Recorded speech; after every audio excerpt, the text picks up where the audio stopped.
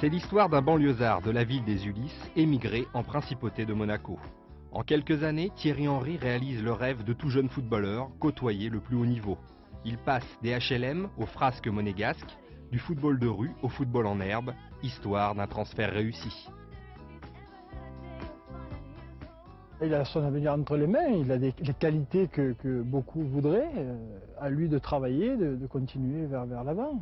Il a montré qu'il a fait quelques matchs en pro cette année, à 17 ans, c'est très intéressant.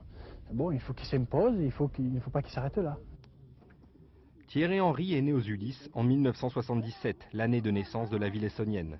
Il commence sa jeune carrière au club omnisport des Ulysses, en poussin, joue à Palaiseau, puis à Versailles, avant de s'essayer à Viry-Châtillon.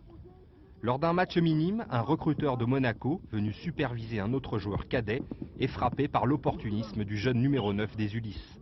Ce jour-là, Thierry Henry marque la bagatelle de 6 buts dans la même partie.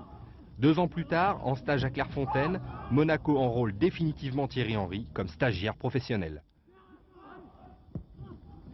J'espère jouer dans un club de D2 et justement faire quelques bons matchs pour taper dans l'œil dans un club de D1, on ne sait jamais. Si je ne réussis pas ici, il faut réussir. Moi, ce que je veux, c'est réussir. Si je réussis à Lille ou à Saint-Etienne ou, je sais pas, dans n'importe quel club, moi, ce que je veux, c'est jouer en D1, quoi. Jouer en D1, c'est ça, c'est ce que je veux depuis tout petit et j'espère que je vais y arriver, quoi. Le 31 août 1994 marque un tournant dans la jeune carrière de l'Ulyssien. Arsène Wenger, alors entraîneur de l'AS Monaco, titularise Thierry Henry en championnat de première division, aux côtés du Brésilien Sonny Anderson.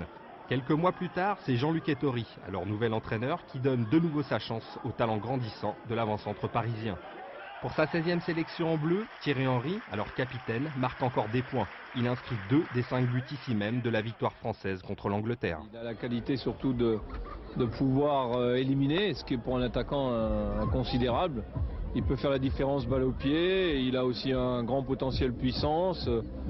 Et capable de passer balle au pied, mais capable aussi de passer en vitesse, en force, bon jeu de tête. Et puis surtout, à mon avis, un grand attaquant d'avenir. Il faut absolument qu'il persévère et qu'il travaille dans le domaine de la finition, parce que lorsque, au bout de ses actions, il y aura la finition, on peut considérer qu'il sera très près du très haut niveau.